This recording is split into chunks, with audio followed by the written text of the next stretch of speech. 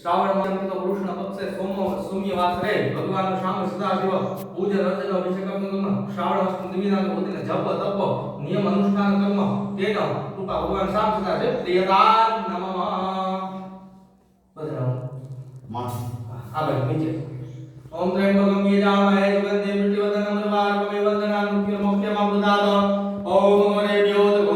घोरघोरतरेभ्यः सर्वेभ्यो सर्वतर्भ्यो नमस्ते सर्वतर्भ्यो तत्पुरुषाय विद्महे महादेवाय धीमहि तन्नो रुद्रः प्रचोदयात् ईशानं सर्वविद्यानां ईश्वरं सर्वभूतानां ब्रह्माधिपति ब्रह्मणाधिपति अस्तु तथास्तु ओम